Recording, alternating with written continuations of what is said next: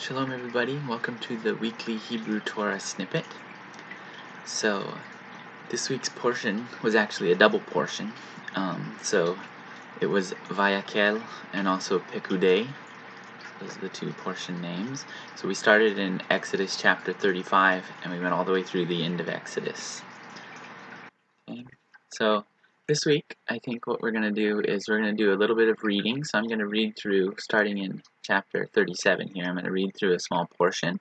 And then at the end of this portion, there's something that I wanted to share with you, something that you might not realize just reading the English. Okay, so just go ahead and start reading through it slowly, and try to follow along or read it yourself, or even pause the video before I say each word, and then see that you're actually pronouncing it correctly or whatever. Okay, so chapter 37, verse 1. Vaya'as Betzalel et ha'aron עצי שיטים, 2.5 אורכו, ואמה וחצי רוחבו, ואמה וחצי קומתו. Okay, now verse 2. ויצפהו זהב טהור מבית ומחוץ, ויעש לו זר זהב סביב. Verse 3.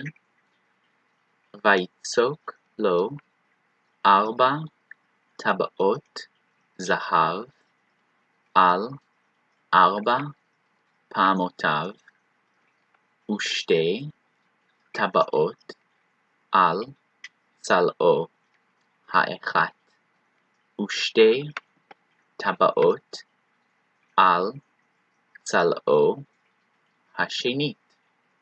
Verse 4.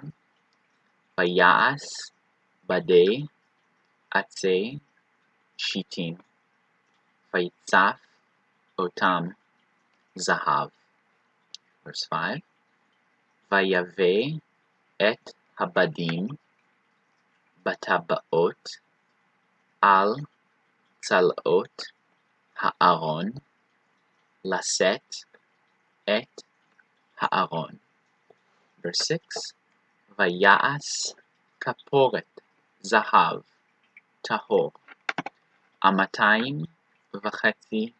אורכו, ואמה וחצי רוחבה.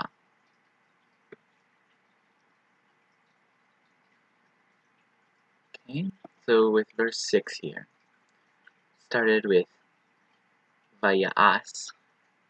Actually, I think I made a mistake in my pronunciation right here on Orka. I think I said Orko, just so you know, see if any of you caught that. But and then, so that was right there toward the end of verse 6. So the thing I wanted to bring out this week is in verse 6 here. So the second word in the verse is kaporet. Do any of you know what that means? Okay, so if you said the mercy seat, then you're correct. So usually most English translations will translate this word kaporet as the mercy seat. Okay, so just wanted to kind of talk about what that word actually means. Which mercy seat is not a terrible translation. It kind of gets the idea across to some extent.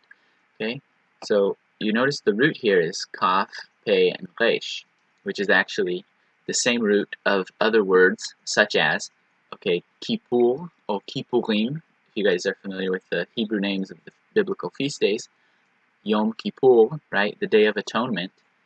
Okay, so that's the same root here. And then also kofer. So the word kofer means a ransom. So ransom and atonement, you can kind of see how those are related, right? So that's kind of the type of things this root entails. So it also has to do with either covering something or completely wiping something out, right? So when you pay a ransom, right, the person is paid for. When you atone for something, right, it's covered. So that's kind of the idea behind that root. So, and this is the word that's used, and it's exclusively used for the lid, basically, that was put onto the Ark of the Covenant, right? The Aron Habrit, in Hebrew, Aron Habrit. Okay, so HaKaporet. Kaporet. So that's kind of the the root meaning comes from all those words like atonement, right? Kippur and Kippurim. So it's the atonement seat, the place of atonement, basically, where that blood was sprinkled for the cleansing of the people. Okay, well, that's this week's lesson. See you next week.